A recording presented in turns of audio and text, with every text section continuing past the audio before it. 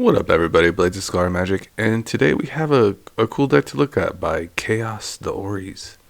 So, looks like he's been cooking a little bit, and has been kind of taking a little bit of a, what would you say, influence from some of my more competitive decks, and really was kind of focused in on weapons manufacturing. And I did see this card. I did want to kind of eventually integrate it. I'm glad it kind of wrapped around with someone else kind of mentioning it. But this particular card is cool because, it's not an artifact, and, playing non-artifacts in Mary is kind of difficult, but it does have like a really crazy payoff where as you kind of storm off with your artifacts, it kind of gives you an additional win con, like with your grinding station. And you can just basically, sacrifice artifacts and just kind of keep that train going and deal some direct damage to your opponents, basically, just by sacrificing these munitions tokens. So really interesting stuff in general there. And I wanted to kind of like go over some of the cards that kind of stood out to me and kind of see like how they're being supported. And I wanted to kind of give some insight into that. So I am seeing a lot of nice cards here. I was the one I wanted to talk about first was the Glaring Flesh Raker. So we'll go ahead and get into the app in here and kind of take a look at the Glaring Flesh Raker just from a brawl perspective, and then we'll kind of build it out from there. The thing about the Glaring Flesh Raker is it does require colorless mana specifically to cast. So your forests and your mountains, your dual lands such as Stomping Grounds, they won't add colorless mana, so they won't be able to help cast this. And Marianne herself doesn't create any colorless mana as well. She'll create forests, but she won't create. She will not create colorless. So to go about that, usually you have to play a variety of like kind of sweet dual lands. I think I did see the Grove. Let's check out the Grove. Yeah, the Grove or the Burn Willows will do this. Firelit Thicket will do it as well. I don't see that one here yet, but that would be another one you wanted to get into your wheelhouse here. So we'll definitely be looking at some of these other choices here, but you'll definitely want a Firelit Thicket. The Carplucin Forest will give you the chance to, get your Flesh Raker out, because it is a really strong card. It creates, just gives you another win con, basically. It kind of stacks with like your other win cons. Just, I play a bunch of, I kind of storm off and I have like a state where I'm just, playing cards off the top of my deck freely, like a Sensei's Loop, for instance, can do that really well. And then all of a sudden you're just kind of winning the game. So yeah, that's kind of a really interesting card and really good value, actually. The fact that it creates like these bodies too, that can continue your combo is really amazing. Really amazing uncommon from Modern Horizons 3. I will be opening a Modern Horizons 3 box, like I think on Friday, so I'm excited about that. So make sure you check in for that. That's going to be really cool. But yeah, so far so good.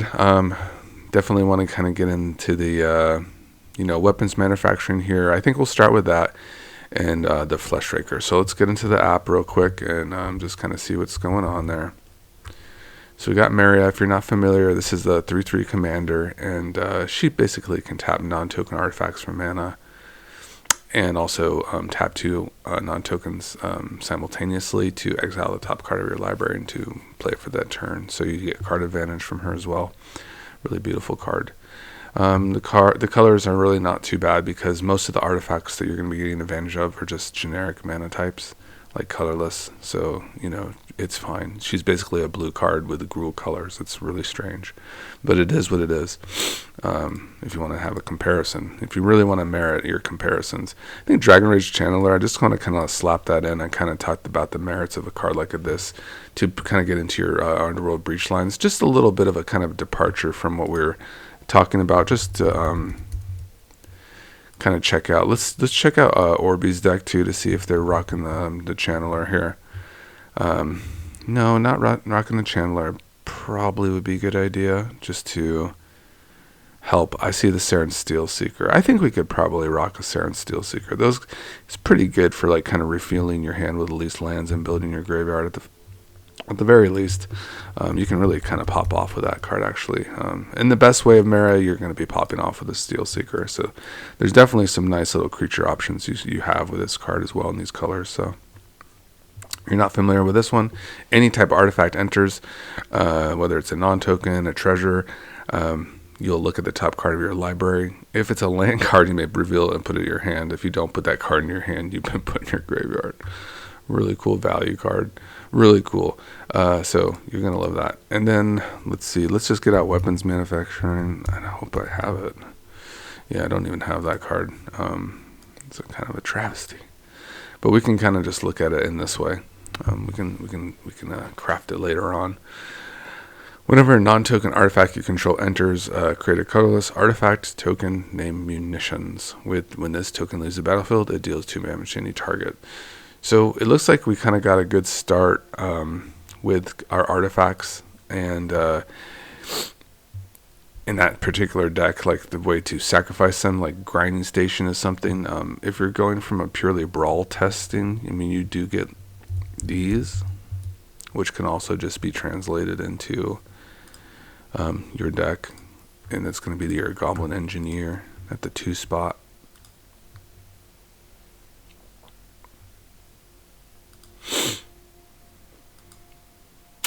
There it is. So let's move it over here. And the Goblin Engineer, let's see if I can move it a little bit more.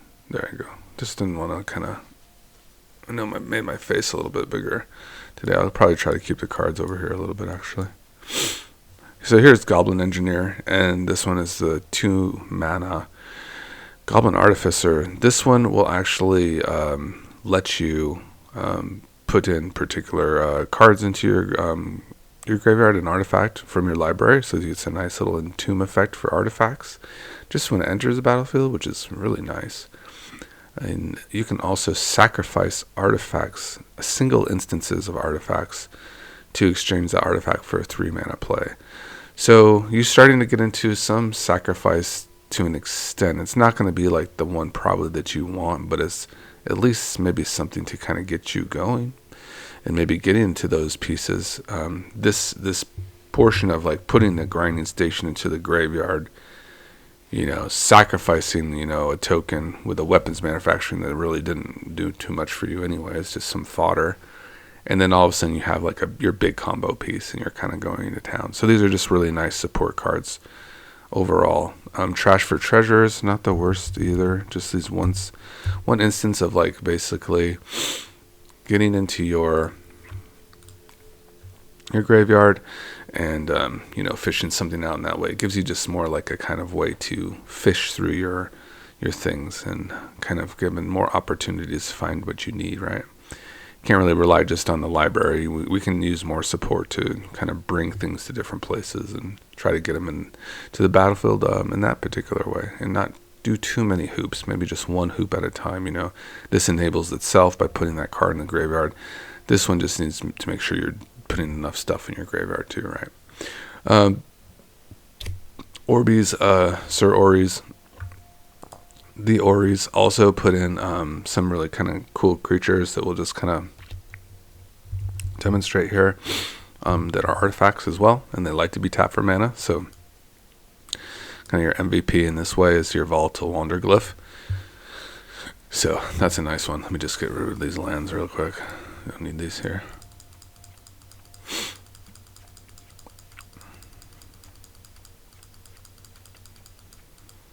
There's so many of them.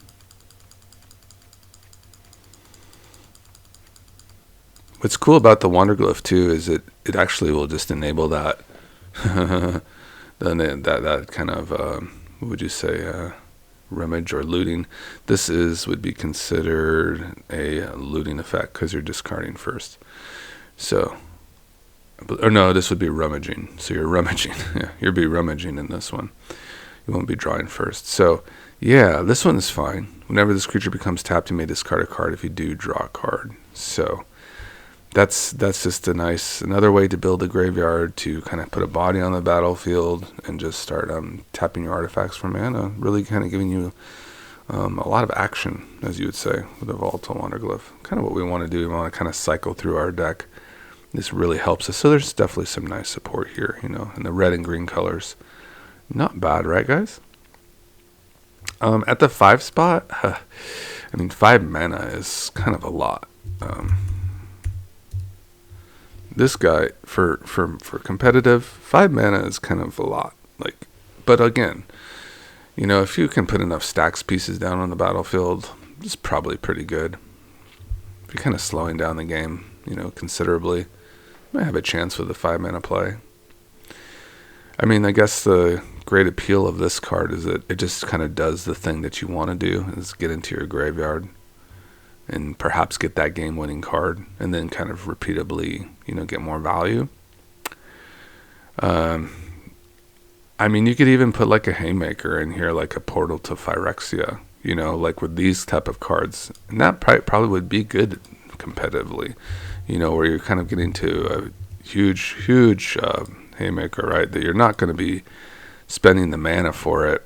You know, you're going to be like getting it in with like a Goblin Welder or a Goblin Engineer. So let's take a look at the kind of the merits of some of the other ways we can get into the graveyard. Way might be this card might be fine, you know, in terms of what we're going to be doing, and just clear the way. So what we get here in our EDH is we get the card Goblin Welder, and this is a nice one where you can just simply like exchange a treasure or a token or one of your other artifacts for any card and any artifact in your graveyard and put it right on the battlefield. You can also do that to your opponent's stuff too. You can exchange their artifacts, you know, on an instance. So a really interesting card in general. Can be very devastating in that way. So that kind of gives you a little bit more support. So we do like this. We definitely are loving that action. What else do we love? I love the Brass's Tunnel Grinder, so we're going to slot that in too. That will definitely help our graveyard out. Give us another chance to kind of get some more value too. Now there's also one also that I saw, the Ichor Wellspring. We'll kind of talk about this one in a second. So let's finish up our ways to sacrifice. So you have Duretti here. This will do the exchange of artifacts, and you also have your Scrap Mastery. So these are just, you know, your ways to get into the graveyard. I think that's like the golden 5, so I think they hit it on the head. Scrap Mastery, Duretti, these are the ones that I just found just from like over time, like that are decent. You know, another one that's probably pretty good is Audacious Reshapers. So let's get like kind of another list going here. What I'm going to do is I'm going to take this list and I'm going to just export it. And what I'm going to do then is go ahead and make a new deck and Maria competitive testing, and we'll just put in her here. And we're going to spin it out, guys. So let's go ahead and export it in. Moxfield is just so fantastic, guys. I think you just love this app if you haven't used it before. And let's check out Audacious Reshapers. That's definitely not a brawl card, but let's see. Do we have to tap it? That's the question, or is it just kind of a passive trigger? You know, that's the kind of things we want to know. It is a tap. It is a tap. Okay, so sacrifice an artifact. Reveal cards from the top of your library to reveal an artifact card. I guess if you're going like really big Haymaker-y kind of stuff, it kind of makes more sense. I mean, yeah, I wish. I think it does kind of open up the potential. Let's see what you are doing in your list, though. See if you're like playing any pretty big Haymakers. You're playing a Henge. That might be a pretty good top from that, but how about the Quicksmith Genius? What are you doing with that? Whenever an artifact enters the battlefield under your control, you may discard a card. If you do, draw. Well, that's pretty good. I mean, yeah. That's also pretty decent, right? To build that graveyard to kind of fish. Kind of love that idea. So I do like that. I think what will happen here is I'll go like this. Kind of see sayonara to the reshapers. We'll check out the Kudotha Forge Master. I don't know if you have that one yet. You might want to be looking into this one. Kudotha.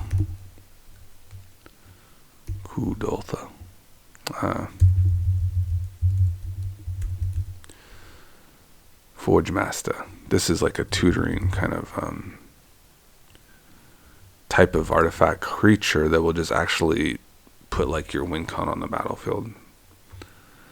So there's that. Sacrifice 3 artifacts, search your library for an artifact card and put it onto the battlefield, then shuffle your library. Yeah. Yep, that's the one there. Sacrifice 3 artifacts, search your library for an artifact card and put it on the battlefield and shuffle. Let's get in the channeler. I think that's like the only inclusion from the app that I have put in so far.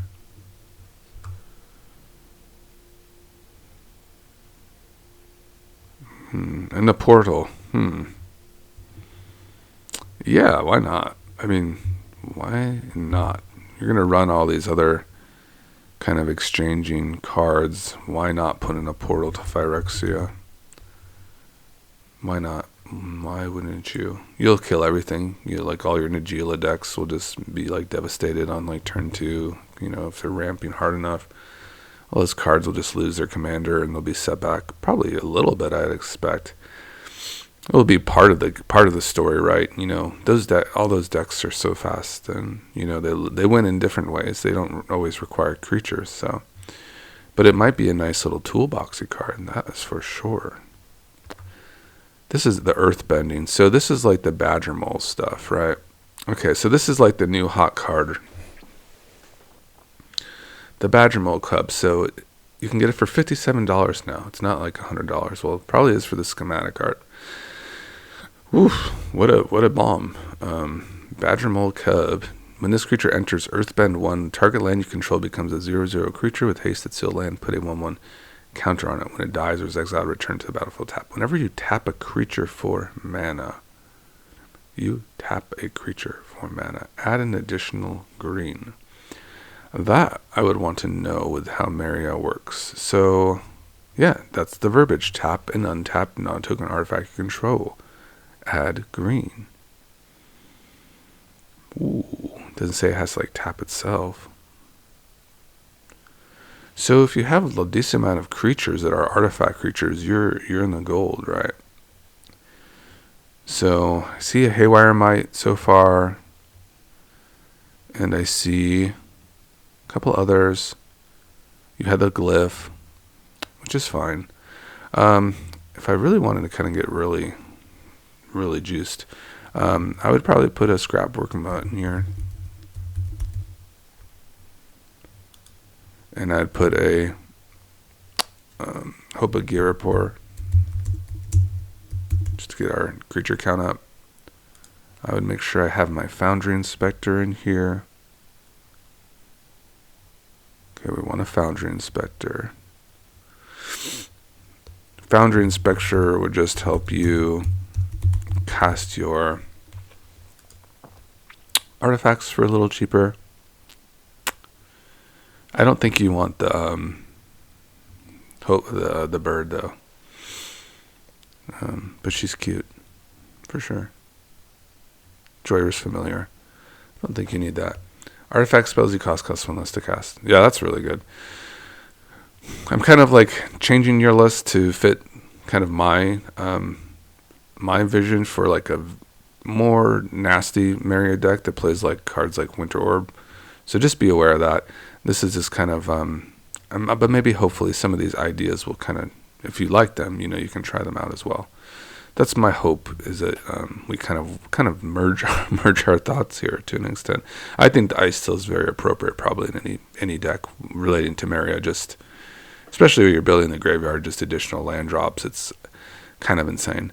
The most impressive cards I've seen from this particular list so far that have been on my mind, but maybe I forgot about them, was the Exploration Broodship. This card is just so sick. I like that it's an artifact, so you can just simply tap it for mana, like what Mario loves to do at a cheap rate. You can start playing additional lands once you start stationing this thing, and then you can kind of get value from your graveyard as well. So we really like that. There was a card I think I wanted to turn you on to, was Sting. I think it's a good risk reward for all the things that you're kind of doing with the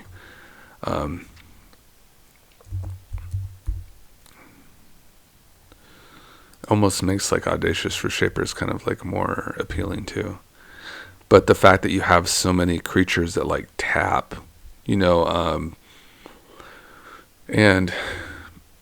will basically derive a crazy amount of value, it kind of makes sense to try to do it on everybody's combat in that way. If we're not going to do the Seedborn Muse things or Wilderness Reclamation stuff, at least we try Sting.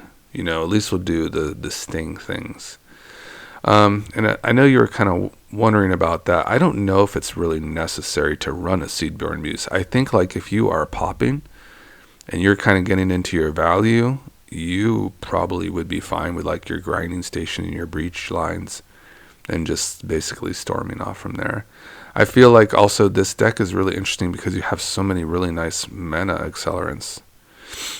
They're kind of just like, this deck is like ready to take a jump, It's just kind of like really there in that sweet spot where you even have Mox Opal, where it's just like kind of just enables itself and it just doesn't feel that bad. It's just like kind of fast mana, but it's not.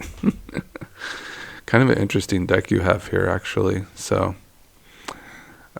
yeah, what does this one do? Melded Moxite.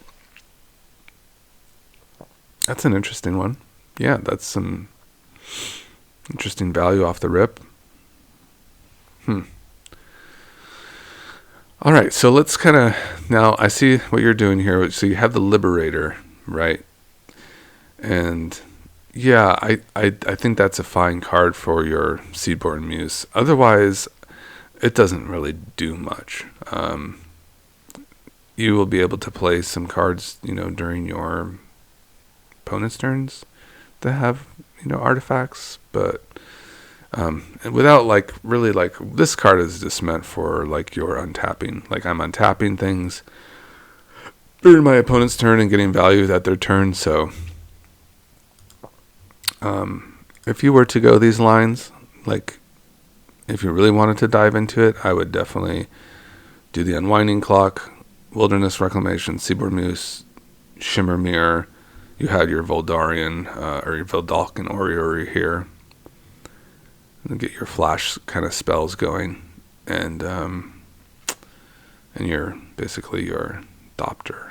So that might be something, but I don't know. It's like I don't know if we need to be doing that stuff really. But look at the Mutt. I mean, the Mutt is crazy. This is the value. Two mana is so amazing for Mario. She loves all these 2 generic mana. She simply just casts these on the fly. And you can get some graveyard value too. You can kind of keep fishing with it. Really cool card, and it really helps out our playing with our Badgermole. I think we are getting into the Badgermole a little bit better now. I think like probably any deck we want to kind of look at the mana here. I think Birgie's a good shot because she has the flip side artifact to get more value. So I think that's really cool. Italia is a big haymaker spell, and you'd likely probably just want to keep it in your iteration, but I'm not really sure I'm on the Italia train for what I'm doing here. Gilded Goose is interesting because it does kind of create those non-stop tokens, which is actually really kind of fun. It is interesting the way you did that, to choose a goose over some of the other choices. It kind of enables a lot of your cool stuff here. What a choice. Grade A. Really, really swell. What a swell option here. I do like that. I just kind of put turns on our other stuff here really fast. Huh. Good choice there. Oof. That is an oof right there. The Fleshraker. Kind of wanted to talk about the Fleshraker. So let's get back to our app here and kind of see what we are working with. So how are we going to, cast this card in general? let's see if I can have a firelit thicket just to show you here. Maybe it's in the, no, maybe it is. Hold on. Maybe I just did the spacing wrong. No, that one's not available. It's just a Grove of the Burnwells. But yeah, firelit thicket will also do it. Mycosynth Gardens is very... Oh, you know what? Oh. There we go. Yep, there's your nice little land. You can actually dual up on your, Aetherflex Reservoir stuff too. So, yeah, that's another way to go about it. Really interesting card. You can fix mana too. Usually that's kind of bad though, if you're putting more mana into this just to make a color. But it could do that. But the really nice thing is copying the artifact, that non-token artifact, and having 2 copies of like a really high value artifact, like a Aetherflex Reservoir. Seems good. You can even like reset your ring, which is really interesting as well if you need to. So, yeah, there's the Mycosynth Garden. That's a nice one. Also, Spire of Industry is just a really cool one that like will be very turned on, like very easily, with also your 0-mana artifacts. So it's just like kind of a no-brainer for the Fleshraker. Obviously, I saw you had Urza Saga, so that's a nice choice as well. Inventor's Fair is also really good. The problem is that when you start running all these cards like this, it becomes that much harder to fix up Maria to give her a chance to be casted, and it's kind of your other spells too. So you have to watch out for how many of these you run, but you also want to be able to have a good chance of casting your Fleshraker too. So let's take a look at some of the other ones that I might consider for Ancient Tomb. Obviously, well, that's banned, but it's still fine in EDH, so you're going to be running it. So yeah, that's going to help cast your Fleshraker pretty easily. I don't know if we run the Archway. I don't know if that's like a thing for this deck. And I don't know if you're going to be running Cavern of Souls is fantastic. That will definitely help get your Fleshraker going and give some uncounterability to Maria, which is bomb, just like along with your Delighted Halfling. Unfortunately, Command Tower won't do it. Conduit Pylons is kind of gas, isn't it? Like I said, though, you don't want to run too many of these. It just kind of gets hectic. Emergence Zone. Escape Tunnel, Faceless Haven. Interesting. Gemstone, that's perfect. Gemstone Caverns is really good. Inventor's Fair.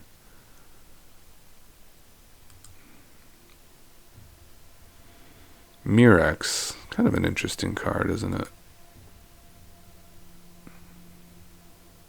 Plaza. I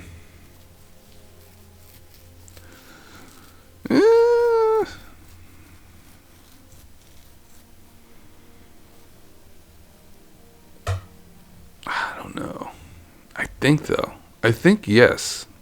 I think it's probably the greediest one so far. But I think yes, actually, to the Plaza. The reason why is because you want to make the protection from area, and I'm gonna talk about that in a second. We kind of already have a good start, but it's gonna get better.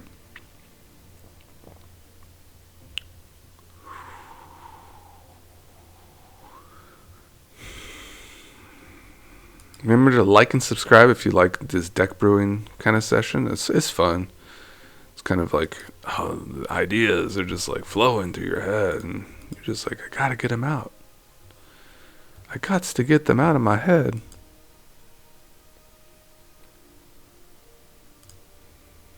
I think we probably hit everything we kind of wanted to. How about Starting Town? Yeah. Beautiful. That's a good one. We definitely need a chance. We need to give every opportunity to be able to play this card, and have a chance to get it going, Ugin's Labyrinth, that's crazy. Kind of gives me like crop rotation vibes a little bit. Urza Saga. Probably would run like a strip mine too. Especially if you're running your Ice Steel, right? Yeah. For sure.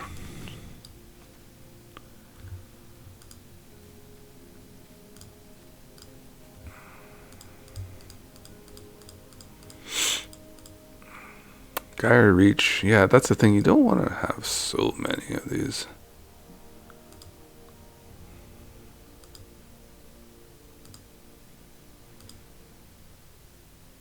Nykthos.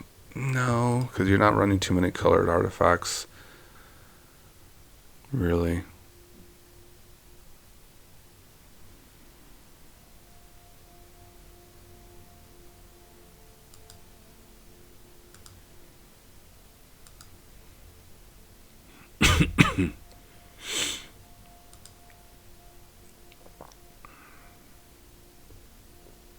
Tarnished Citadel? Dang, that hurts. That hurts so bad. But maybe you would run that just for your Flesh Raker.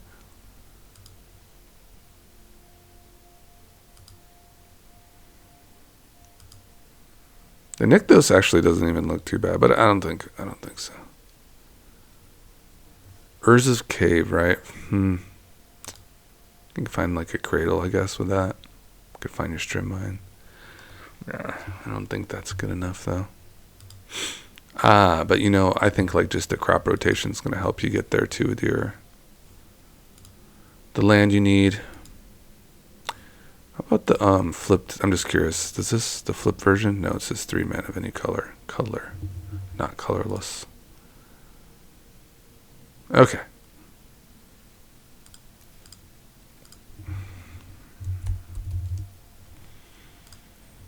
Okay, there's a crop rotation there. Yeah, that could find most anything. Could find your Ancient Tombs. So strong, just to like go like crazy. Crazy card.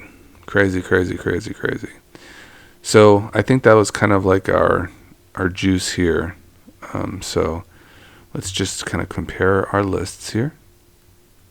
And I think we're going to be pretty much on track. Tree of Tales. So artifact lands. That's interesting. It's so interesting. Because yeah, you can tap to impulse these too with Marriott. That's a really interesting inclusion. Do you have the red one too? Interesting. Emergent Zone, yeah, because you're doing that flash stuff. I see that. I see what you did there. Assuming we have an Ancient Tomb. We probably should have an Ancient Tomb in this deck.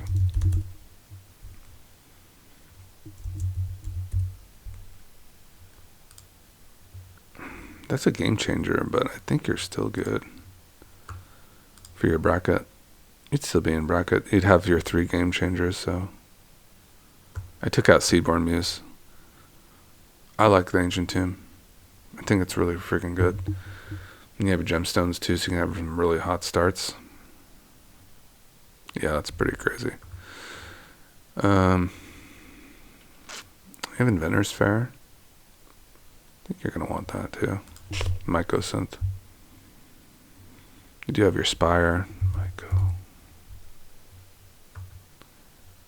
Man, only 61 cents. That's a bomb. Inventor's Fair is expensive. In a Plaza. This is for the Flesh Raker, really.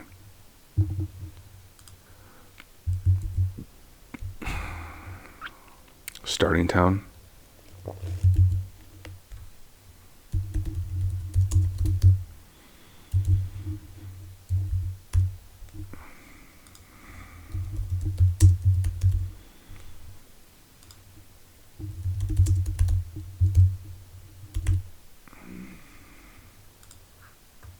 So this just got a nice little reduction because of the Final Fantasy.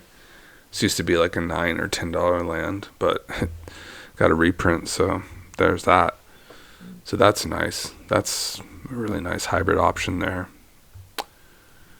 So there is that. And I think kind of the list is kind of shaping out. Not, see how many fetch lands you're running. Not so many. This one's kind of harder to peel off, the crag. Let's say later to that one. Rockfall Vale is probably just fine enough. But you could also run like Spire Garden. So.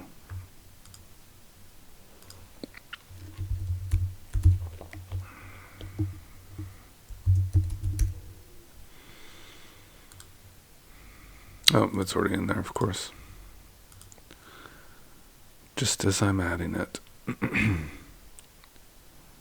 Yeah, I think you probably keep in these artifact lands. Those are pretty cool. Pretty cool tech. And I think we kind of got in the stuff we wanted to get in. Let's see, Yavimaya. Interesting. That's good fixing. Want to get our crop rotation in there. Cavern. Make sure we have a cavern. Yeah, you're going to want a Cavern of Souls.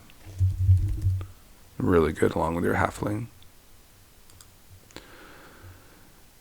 Delighted Halfling and Cavern of Souls. Yeah, you want a Delighted Halfling in here for sure.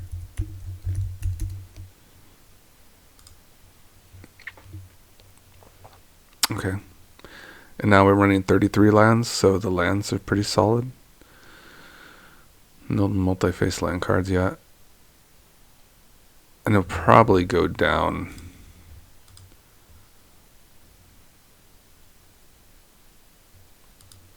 Let's just have 2 mountains. 2 basic mountains.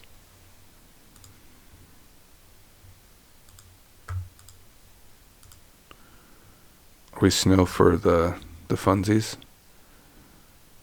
Probably. Yeah, for fun. I like that. Will be fun. Oh, I have to do snow covered.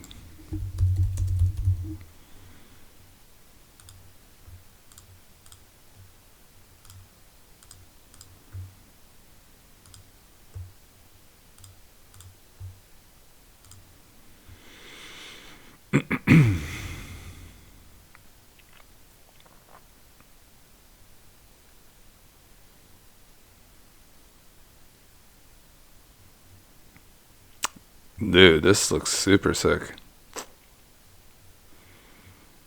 Yeah. Yeah, I can get behind this one. The Fleshraker looks much better. Let's add our crop rotation. That might be a game changer. We'll see. No. Yes. Yes. So now you're kind of out of bracket 3. I mean, it is what it is. Let's see what else is going on here. Yeah, the Jessica's Will is a crazy card. I think you were kind of already hitting into bracket 4 though. Like you're really like kind of testing the waters, you know, so to speak. This card is really crazy. This card just is kind of important for your Fleshraker. I'm gonna be very honest. Like you kind of need a way to tutor this action in here. I think it is worth it. And you're gonna probably want to play this card anyways, right? Crop rotation. You want to play breach. You want to do all these things. It is what it is. I mean, there's so many cards to like kind of go through here. I think this was kind of like a really nice start though. So I think we made the Badger Cub a little bit better.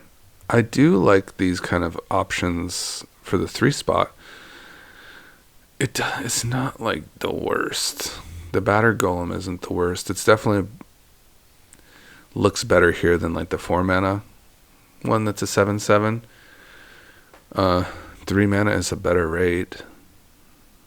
I'm curious how this card has been going for you, the Batter Golem, because they do pretty well. They do pretty good, you know, I'd say. I think I definitely want to, you know, consider more for my Voltron deck where I'm like putting really nasty equipments on things. And I like a 7/7. That's why I like the card. It's not really for the untapped portion of it. I'm not really too fond of these, actually. I think they're okay. Like Bergie's versatility. Duretti seems nice. Gilded Goose's gas. Yeah, we got the Might, Girapur, Junk Diver. So when Junk Diver dies, return another target artifact from your graveyard to your hand. Yeah, it's pretty good. It's alright, right?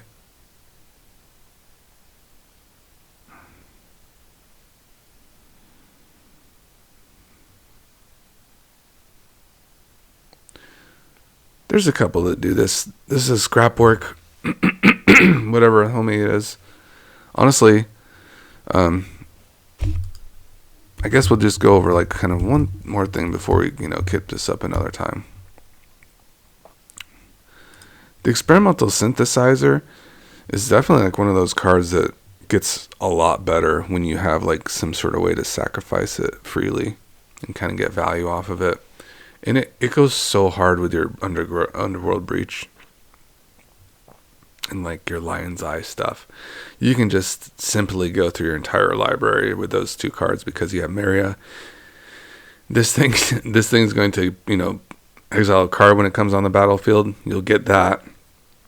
Tap this thing for mana, sacrifice it. Another card comes to look at, and you netted mana, and you're just basically bringing it back and forth. Like you're just, grinding station also helps a lot in that manner. But this card, just the value you can see, it's just like I'm just getting absolute gasoline. I'm just kind of like getting mana and cards out of it, especially in those breach lines. And also, just in general, it's 1 mana.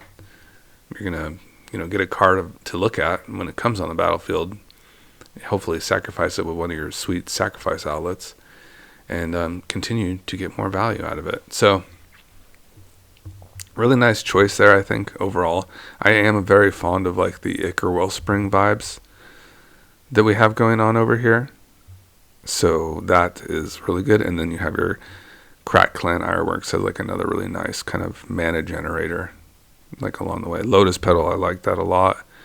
Mind's Eye, I think, would be a little expensive for what we're doing, for what I'm doing. Mishra's Bauble, I do like the baubles. I like the Urzas, and I do like this. I like the versatility that you can kind of just start building your graveyard like immediately, or use it like for mana, like have a plan to use it for mana. It's I think very versatile. Mystic Forge is perfect. Paradise Mantle is perfect. There's a portal. I think I might have put that one in myself, but maybe it was already there. Semblance Anvil. It can be very explosive. It really can. It's like one of those cards. I don't think I've tested it enough. It's just like, I don't know. It's like you can't 2-for-1 yourself like this. That'll bring. Okay, this is the last thing I wanted to do with the deck, and then maybe homie can pick up from there, and we can kind of revisit. But she's a tank. She should be a tank. You have to help her a little bit. So this could be like the tankiest commander that you've ever had. Like this thing is like World of Warcraft tanky. Like this thing is going to be like a monster, But you just have to give it some tools, and that's a different kind of strategy from Magic for me. That's happened in like the last month. I was like, this is a tank, and you don't really say that much about Magic cards. Like this thing is an actual physical tank. So what you have to do with it though is you have to have you have to give it a little bit of a chance, right? Like a card like Leather Armor is a card that's like, well, it's 1 mana and it's like, whatever. But no, this card is absolutely gold in here. It's probably $1,000 card. The reason why is because you're going to tap it down and for mana, and it doesn't even require mana to even equip in the first place.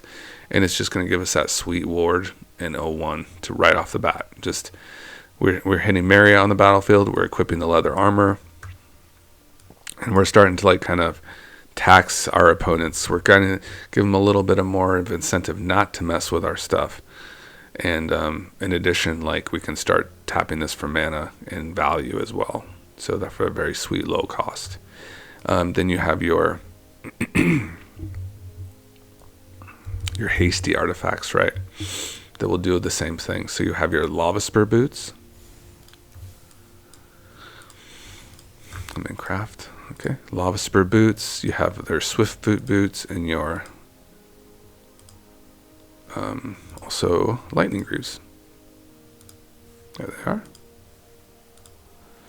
So then you have these sweet SUITE, sweet. They are also sweet artifacts that you'll simply tap and excuse me, you'll simply just easily equip to your Maria and give it additional protection. Once again, they're very low cost. They're very easy to cast. Remember, Maria creates green mana off of your other artifacts, so you can have sequences where you play Maria and you have 2 artifacts on the battlefield already, and then you get right into a Swiftfoot Boots, and then the Swiftfoot Boots can tap itself, or Maria taps the Swiftfoot Boots to equip onto Maria. So you basically have like access to like 3 mana, like all of a sudden, 3 green mana. It's really interesting, like how she just kind of like is a domino. This girl is a straight up domino. So I think that's kind of like your first start here, is to kind of get here. I think like a Veil is also one card I definitely want to kind of get into. Like the Veil of Summer. Draw a card if an opponent has cast a blue or black spell this turn. Spells you control can't be countered this turn. You and your opponent's control hexproof from blue and black from a delve turn. I love it. I love this card. It's just so interesting. It's probably more interesting than like Tyvar. The Tyvar, protection spells, which are not the worst either, but this is just very interesting. Isn't it? I think it is. And then you have your Thran armor. Is it Thran? Thran power suit. That will also give you ward. So just another interesting one. Really good to go with your commander plate. So here we go. So this and Mithril Coat.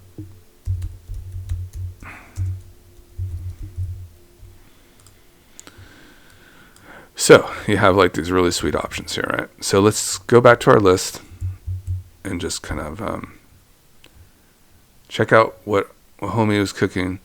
So Hunter's Bow is really interesting. I thought it was like, whoa, this is like, where has this card been all my life? When I see ward, when I see 2 mana artifact, and then I see ward, I'm like, that's exactly what I want to do. So when Hunter's Bow enters the battlefield, attach it to a target creature control. That creature deals damage equal to its power to up to 1 target creature you don't control. A creature has reach and ward too. This card is 21 cents. It's like a perfect card for Maria. It's like not even close. Like, so we have to like protect our girl. We have to. So we want leather armor. We want lava spur boots.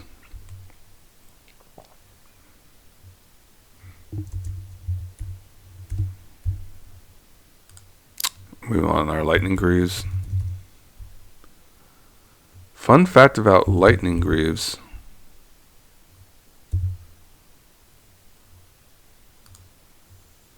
Is that you can toggle off the greaves and then put equipments on, and then toggle the greaves back on, which is very interesting. And the greaves doesn't even knock stuff off. If it's already there, it will just stay. Lightning greaves is a really weird card. Honestly, it's not very intuitive, but it is what it is.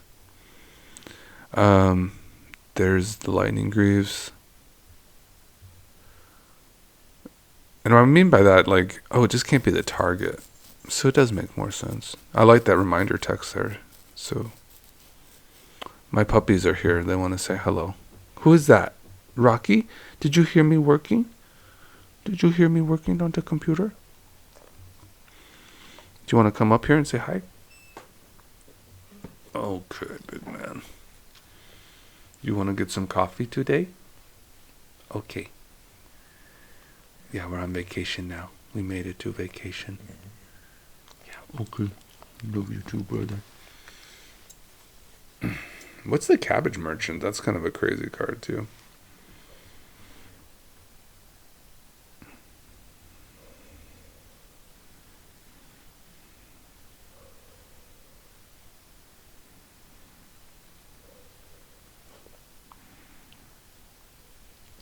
That's an interesting one, isn't it? More fodder for your grand plan over here. With weapons manufacturing. Love the Vandablast. my deck would kind of get a little crazy here, you know, fast.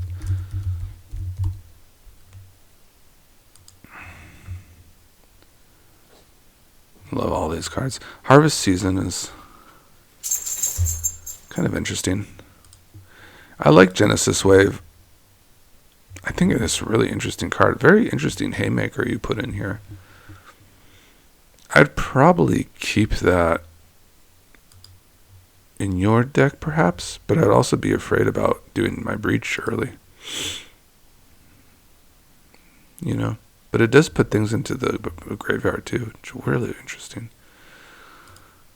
I do like looting. I do like Blasphemous Act. I think those are great. I think maybe a Beast Within is called for here. Just to go with your instant speed awesomeness.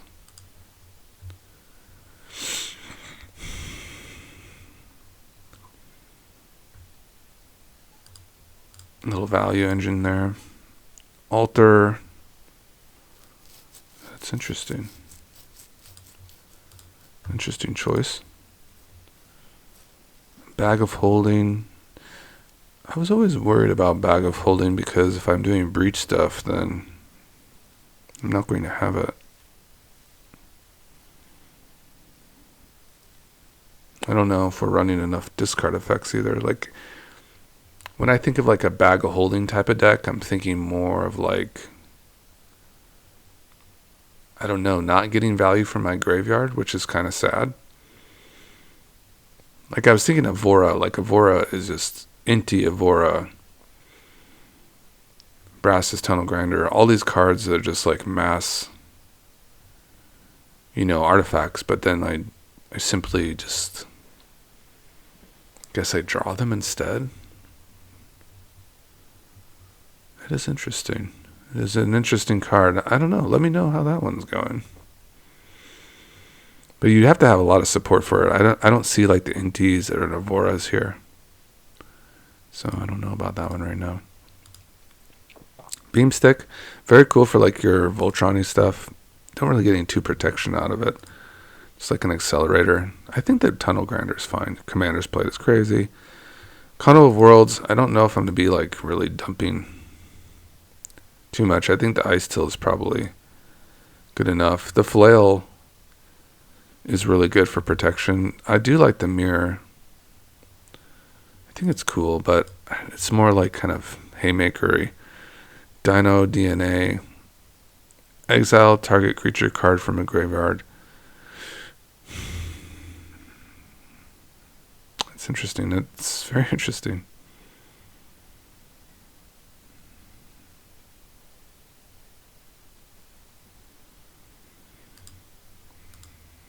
I do think like Graveyard Hate is cool, but I think I'm just ready to race with my synthesizers and my brew chips. What does this one do?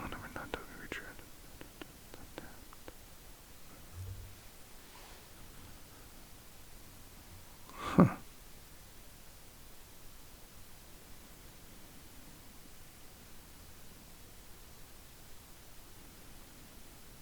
That's pretty sick.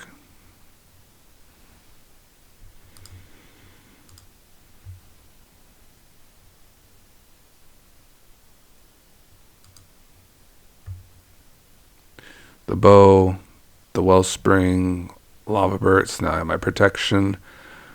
Melded Moxite. Just a little bit of value there. Bauble Ox, Mystic, Paradise, Phyrexia. The Foundry Inspector should do the trick. It's not too hard to cast our spells when we're getting cooking, you know. Not too bad. Stone, I think Cage is probably the one. From my local knowledge, people seem to like the Cage a lot. if you want to kind of go like artifact or graveyard locking, stacking. Here's my cage. Creature cards in graveyards and libraries can't enter the battlefield. Players can't cast spells from graveyards or libraries. That's pretty good.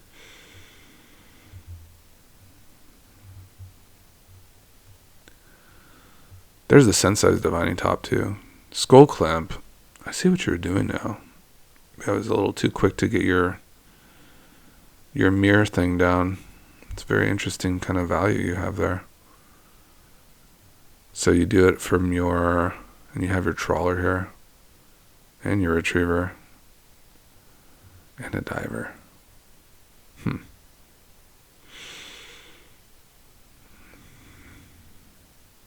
That's a lot of cards. All right, let's see.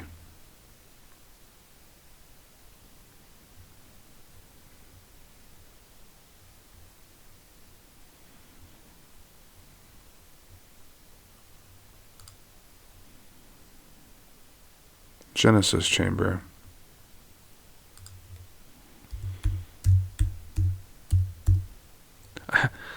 I never like considered a Skull Clamp. That's kind of crazy for this deck.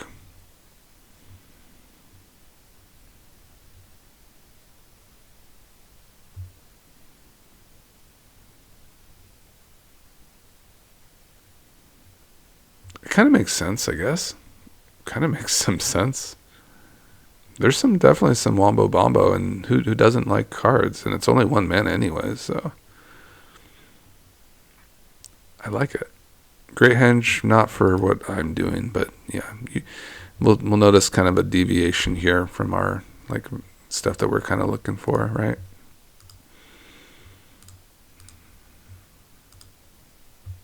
Yeah, I like a Crip. I think that's perfect. Pretty good suite of artifacts, and then if I was to kind of get these really kind of cooking out.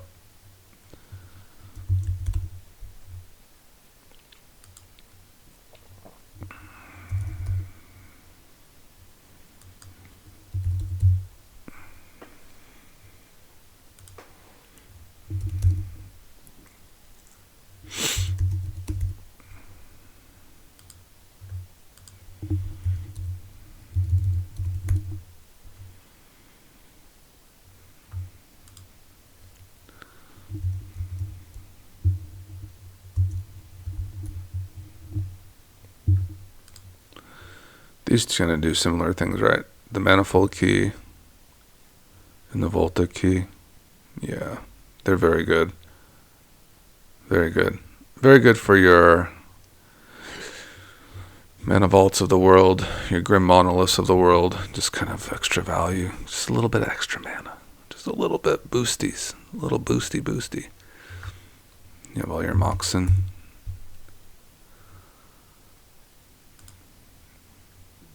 Chromox,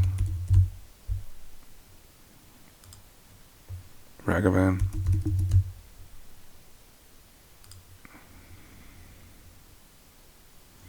You know, you could probably have slotted in a Ragavan too, to your pile, your original pile,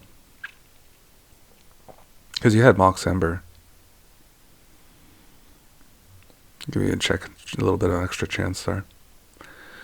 And yeah, I did really like the idea of the extra mana boosting. I thought that was so clever with the Badgermole. Yeah, that's really clever stuff. Really interesting for your creatures, right?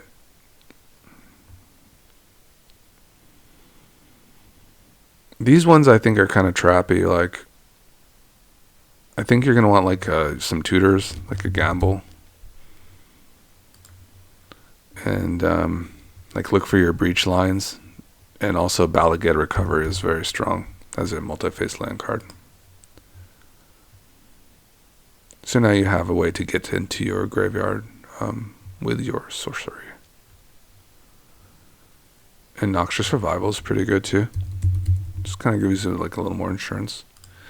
You want your Pyros. I did want to try a card too. It's called Seed Time. That's from... Is that what it's called? Yeah, Seed Time. That one's from the Mystery Boosters. It's completely whacked out. You can take an extra turn after this one if an opponent casts this blue spell this turn. It's so sick. It's like, don't mess with me, blue. Don't mess with me. Extra turn in green. It's like, oh, Seed Time. Like, why go hard, you know? We're going far. We're going real hard, right? Final Fortune. Like, yeah, let's go. Wheel of Misfortune.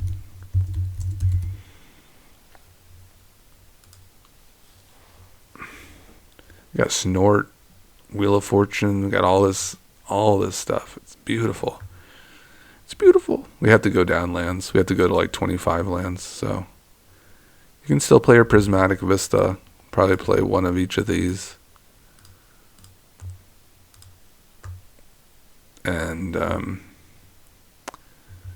do like those ideas about the artifact lands. Kind of opening yourself up to a Vandal Blast, but value is value. You know, to be able to tap your lands for as part of your impulse is crazy.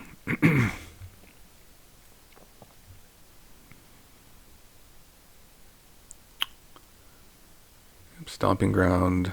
And are we playing Commercial District? Sweet. Wow. 28 land special, huh? Do you want to go to 27? Maybe. It will probably be one of these duels. I don't know if we need the Yabamaya.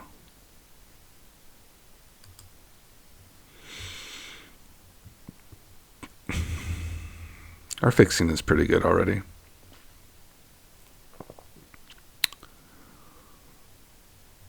Yeah, I don't even know if we needed the Arcane Signet. I mean, I think we did the thing.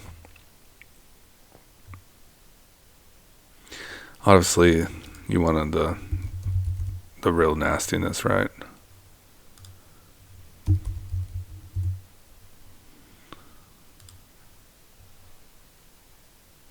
I think Smokestack is pretty cool too. Dude, there's No Rod is crazy.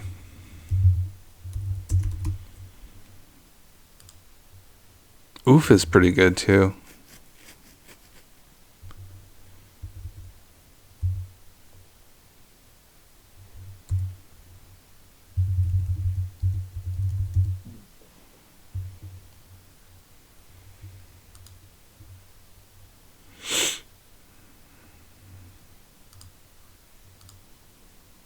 Just gonna trim this up a little bit. This is really cool. I would consider a Lotus Cobra, but we're not doing too much fetching. I think you're pretty good. I think we're doing real good. Don't think we need the Oracle. Need the Reservoir. Because you have the synthesizer in there too. Or the it's experimental synthesizer, right? Or experimental frenzy. Yeah, that's what I meant. Yeah, playing off the top of your deck with like Mystic Forge, Reservoir combo. Just another combo to add in. So what's with the Toph? What did you see here? Let's see. When Toph enters, you may discard a card. If you do, return target instant or sorcery card from your graveyard to hand. Interesting. Whenever you cast a spell, Earthbend 1. If the spell is a lesson, put an additional 1/1 counter on this land. Whenever you cast a spell. Yo. I think I see what you're doing with the Earthbending here. Provisioner is a hell of a card. I will say so myself. We're just kind of getting really, really slim here. We're slimming it real down.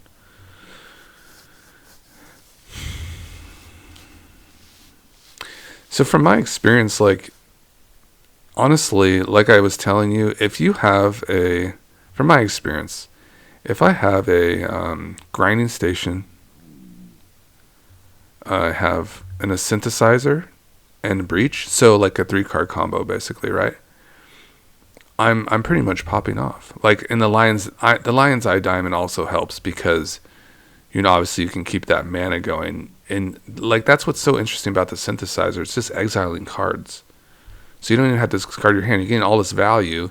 You know, you're building up the graveyard. You know, netting mana with Mary at the same time. You're basically netting mana at that point and getting value.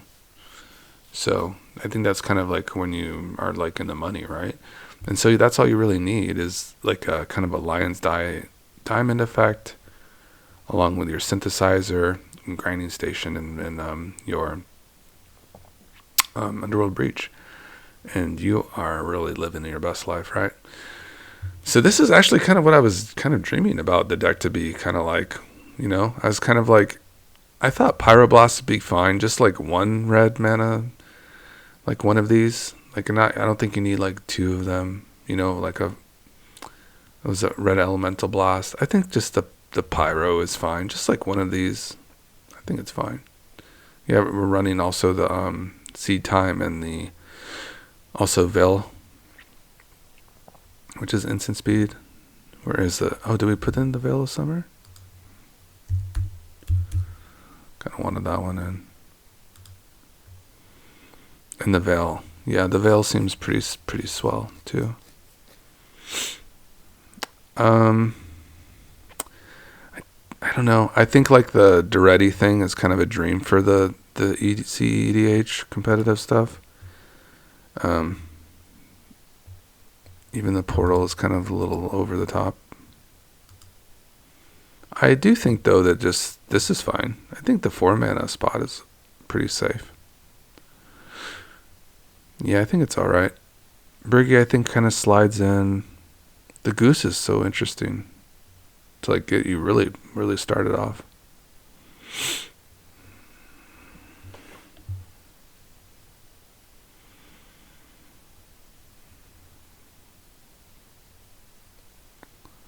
Not too sure about these. Just there's a Lotus Cobra. It's so good.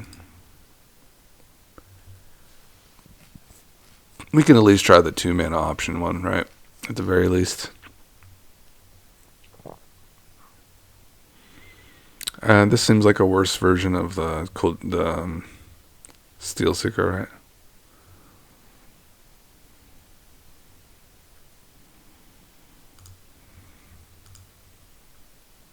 I could be wrong about that.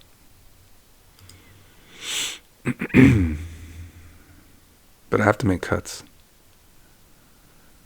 So 108 here. Looting is pretty good. I mean, it's fine. Probably can get you off to some really crazy starts, but I mean, it's red, and I have probably just run like where is it? Mesmer Orb.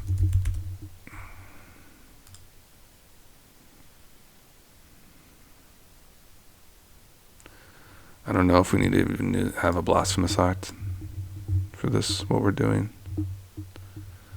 Yeah, Scrap Mastery seems pretty cool. Vandal Blast is perfect. Yep, these are all good here. Definitely kind of tidied up the list a little bit. Really, like, even like a card like Thorn of Animus that like hits everybody at once is kind of interesting too.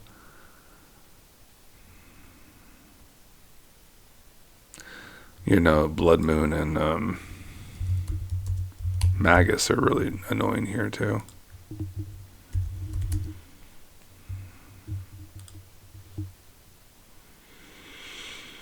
And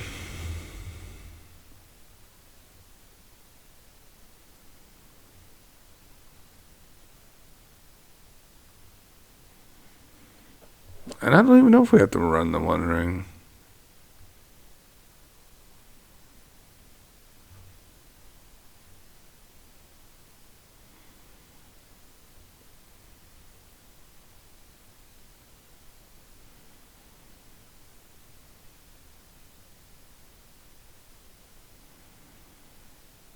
The baubles. The baubles. Do we just give up on the cage too and just let the monolith just win for us? Not sure.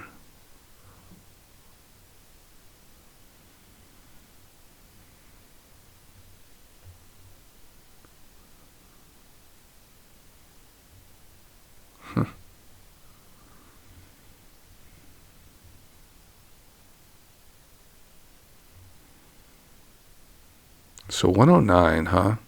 27 lands. Hunter's Bow seems really interesting.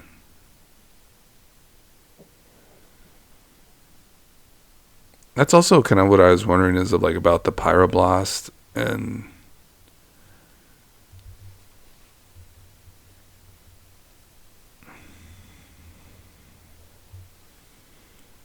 just seems interesting, man. It just seems interesting to kind of just go for it. If I don't have it the first time, give myself a chance for another chance. Just go for it.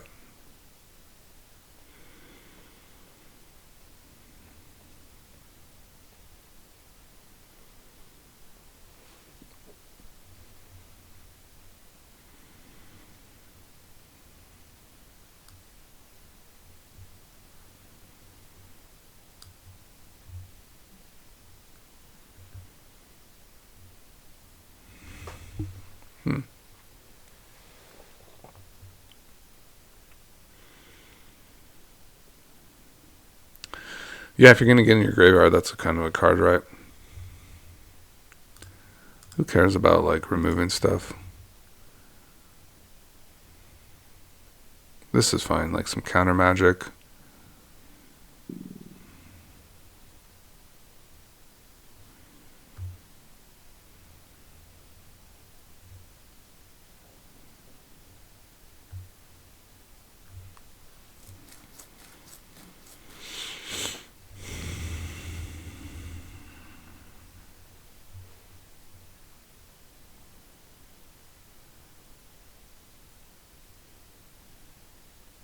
Okay, I'm just going to try the 2-mana one.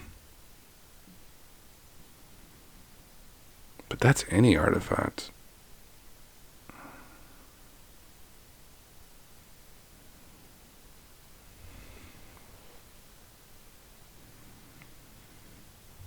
If we're going to do that, then maybe we don't have to run the Noxious.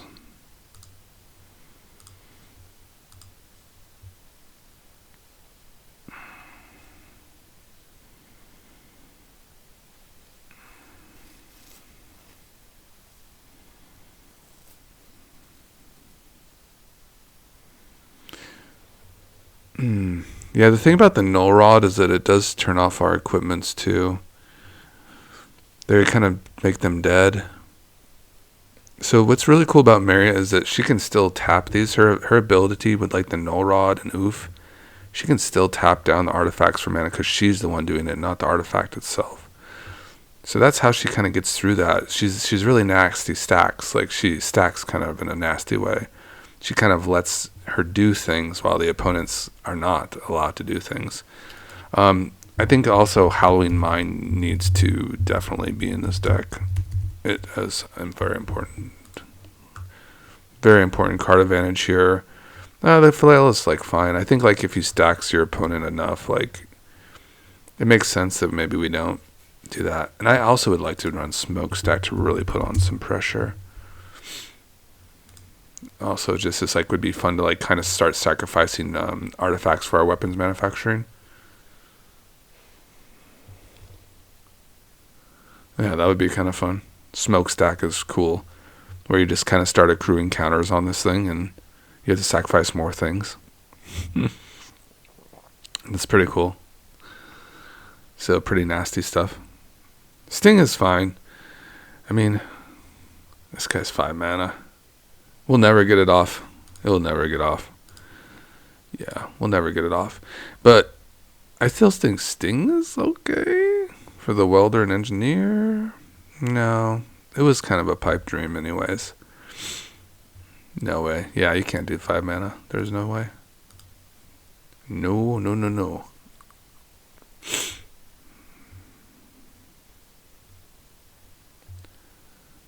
Ugh, what a nasty thing this is. 106. 106.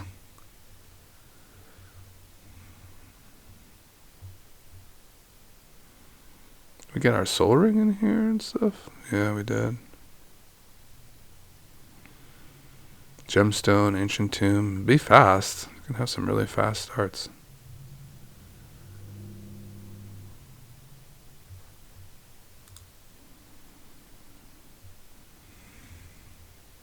Ooh, that looks really fun. Oh my goodness.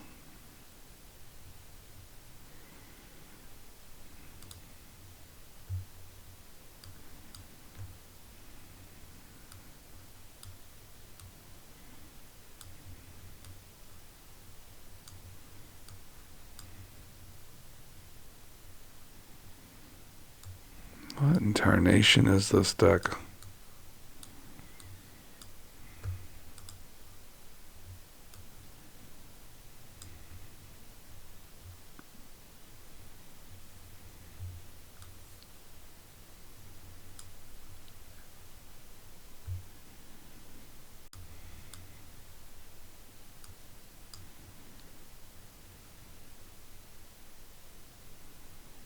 Never a creature. This is a creature now. 2 mana here.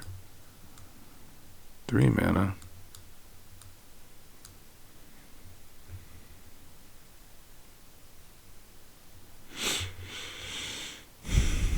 Interesting, man. Interesting, man. I get the bow. Take something out. Gasoline.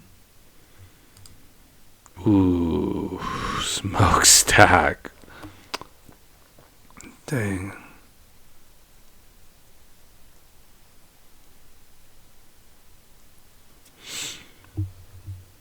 Yeah, Badgermole is like really sick. What a card. It's kind of like really kind of fine card there, isn't it? Really good with that Foundry Inspector. I'm kind of wondering like how this would have worked out. Maybe took a little bit of a different route.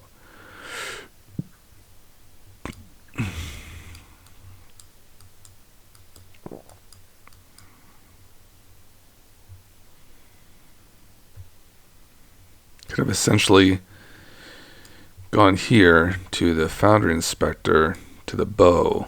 1, 2, think.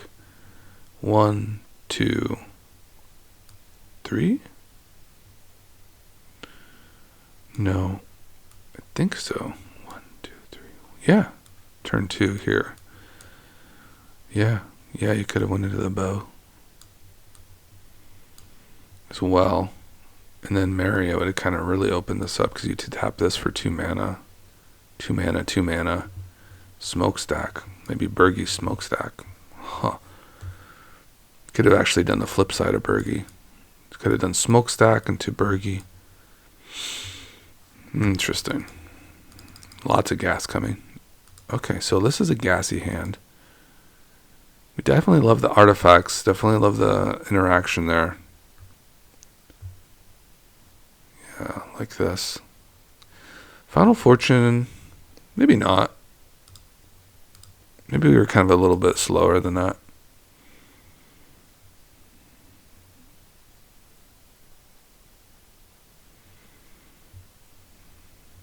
Still have Cage. Yeah, good. How about the chamber? How's it looking? It's pretty good. I don't know if we're skull clamping too much though.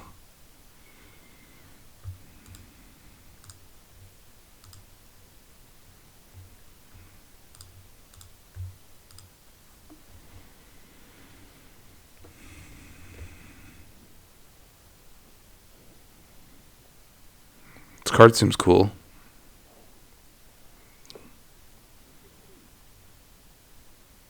Seems interesting enough.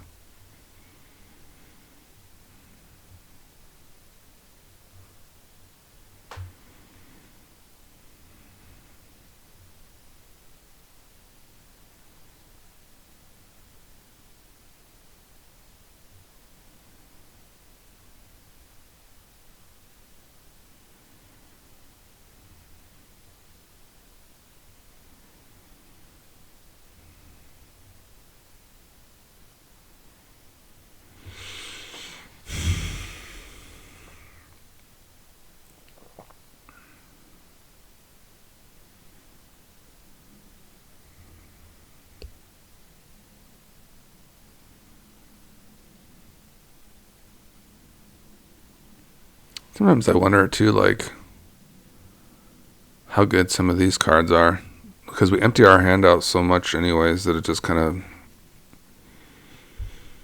it's just whatever. You get like a card off of it, it's just not very good. I guess the Mesmeric Orb is better, just to start building our graveyard up to help us kind of get a little bit more value, maybe make the Scrap Mastery a little better.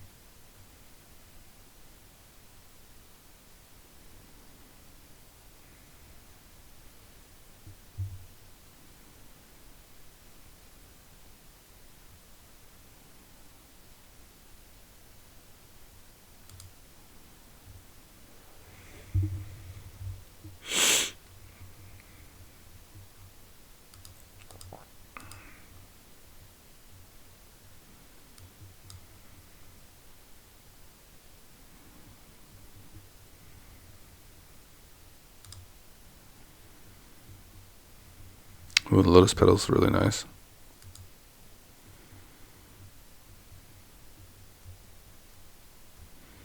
It's pretty close now, I'd say.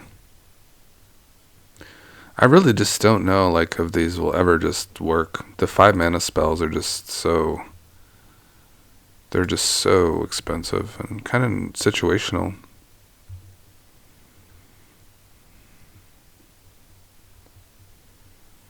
This one seems pretty good.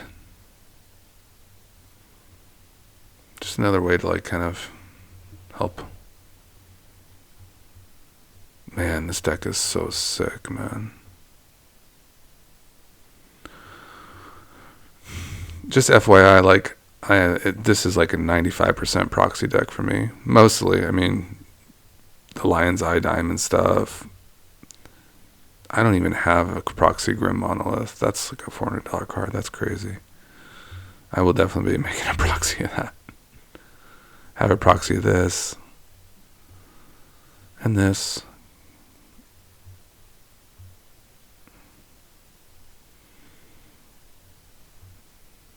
Yeah, it looks really fast. It looks really fun. One click, huh? I just have to make one more click. I guess it's like the between the Urza's Bauble and Mishra Bauble. Just like kind of the redundancy, I guess. You know, just kind of redundant stuff. And I guess that's where we arrived today, which is absolutely crazy. This looks like a weird hand, doesn't it?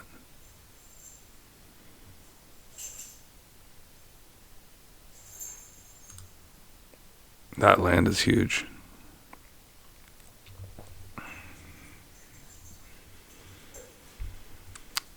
All right, everybody. This was so fun. Very competitive testing. And let's thank Chaos the Ories. Thank you so much. This was fun. Goodbye. Bye, everybody.